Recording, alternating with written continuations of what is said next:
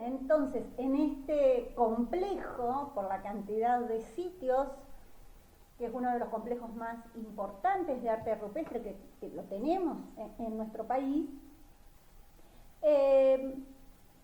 se han encontrado, el estudioso actual es Carlos Aschero, de esto que yo les dejé,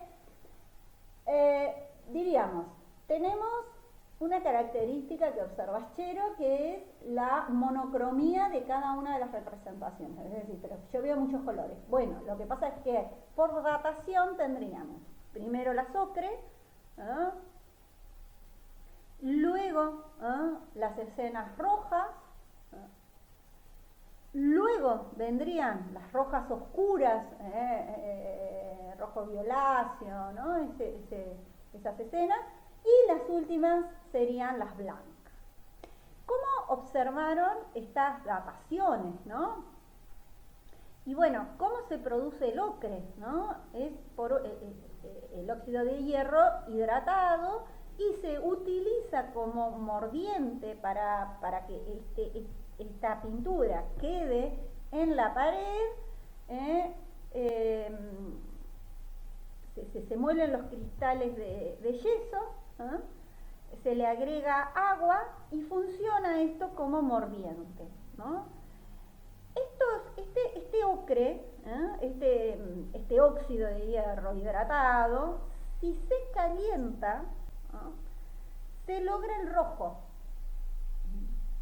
Y esto que decíamos, la importancia de estudiar el sitio, es decir, no estudian solo las pinturas, sino que está en vínculo con los otros restos que se encuentran en el sitio, como son los fogones, ¿no? Entonces, de acuerdo a los restos en los fogones y de acuerdo a los estudios de laboratorio, se observa cómo el ocre, ¿no? Este óxido, si se calienta, se vuelve rojo. Si se calienta, se vuelve rojo violáceo. Si se calienta, se vuelve agrisado, ¿no? Es decir, fíjense cómo van. Entonces, las superposiciones, es decir, que en un mismo sitio encontremos pinturas de distintos colores, hablan de distintos momentos de ocupación. En algunas, a veces hay hasta 1000 años de distancia entre la representación del ocre y la representación, qué sé yo, del blanco. Esto para sitios que estudió Aschero de Cuevas de las Manos. E incluso lo que se observa es casi como que no hay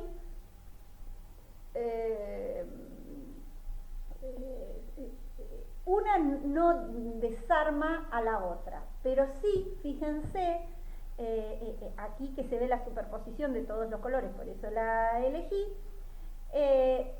fíjense que sí se observa el formato del guanaco, que él marca esta distancia, ¿no? Cómo se va cobrando cada vez más tamaño y aparecen las hembras preñadas en otro de los estilos.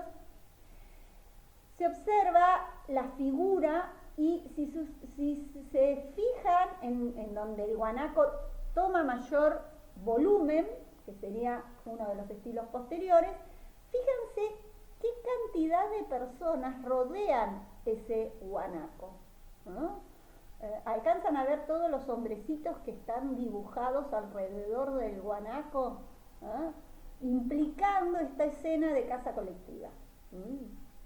Y también se pueden observar los elementos con los que se realizaban la caza,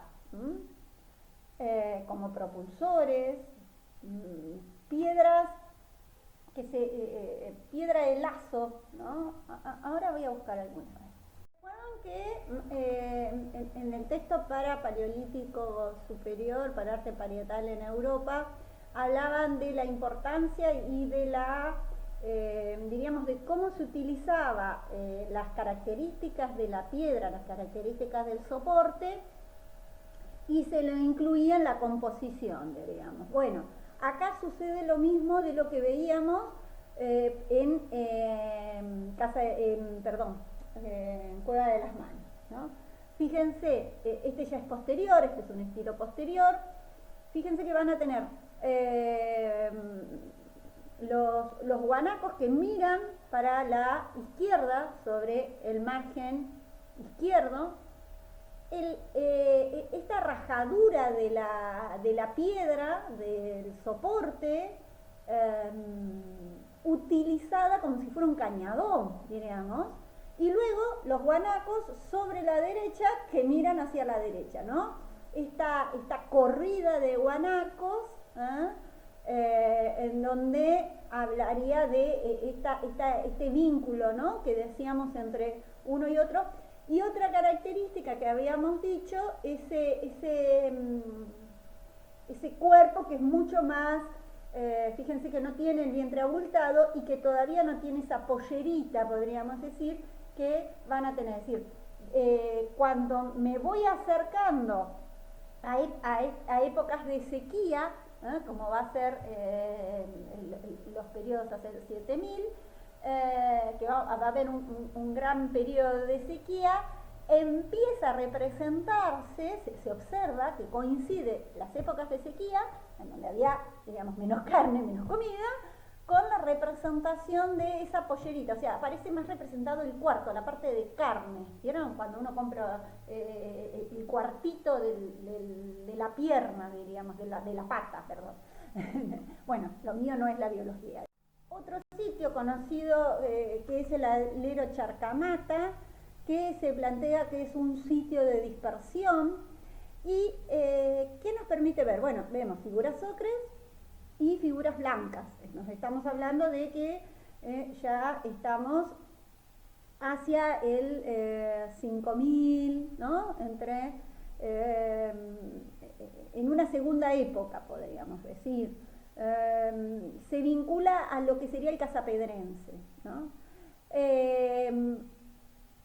Fíjense la figura que se le observa que tiene en la mano como si fuera un triángulo, ¿no? Y esta especie de vincha, de plumas, ¿no? Por conocimiento etnográfico se sabía que en esa vincha, ¿no?, que era formada de cuero, permitía llevar los dardos, las puntitas de dardo con las que luego colocaban en los propulsores para matar el animal. Entonces no era un tocado ritual, según la interpretación de Aschero, sino que tiene que ver, de acuerdo al conocimiento etnográfico, con una práctica también que está vinculada a una posibilidad de sobrevivencia, ¿no? Bueno, y también se pueden ver en la otra imagen esto que decíamos, ¿no? Los guanacos que empiezan a ser representados, a agrandarse, digamos, ciertas partes, ¿no?, con un vientre prominente, y esta representación incluso de las orejitas, la cabeza como mucho más, con un poco más de detalle, y la diferenciación entre las hembras preñadas y los guanacos machos, ¿no? Incluso, bueno, voy a buscarla la imagen. Bien, entonces, hasta aquí veíamos representaciones de caza colectiva, cómo se iba modificando la representación del guanaco, el vínculo del guanaco y la cueva, ¿no? Hay mitos, de nuevo volvemos a la etnografía, hay mitos tehuelches en donde hablan de que el dios concibió y hizo aparecer de la cueva los guanacos, y de las cuevas salían los guanacos. Entonces aparecen estas representaciones de que guanacos que salen de las cuevas. La cueva como útero, ¿no?, como vinculado a una gran vulva, ese espacio de procreación de lo femenino, ¿no? Es decir, esa lectura ligada a la sacralidad. Estoy pensando porque hay una... Les voy a poner el ejemplo, si los encuentro se las subo a la imagen. Pero, es decir, a medida que nos acercamos, vamos a lo que sería el Tondense Casapedrense, hacia unos 3.000 años, entre el 3.000 y 2.000 años, en donde hay, por un lado, una mayor esquematización, empiezan a aparecer estos tridígitos, o sea, representaciones de tres, como si fuera la pata del guanaco, ¿no? Es decir, la pisada del guanaco. Luego ahí tienen algunas figuras geométricas, lo que sería interpretado como garra felina, y luego estos círculos, ¿no? Que se vinculan con el laberinto, que tiene toda una fuerza ritual, y es un componente importante para las culturas, incluso para las culturas etnográficas. Fíjense, el laberinto, este espiral, ¿no? Típico de... Y la otra imagen que les dejé es de Epuyán, sitio acá en el Limay. No sé si lo llegan a ver a la ubicación. Ahí les dejo un mapita de la ubicación.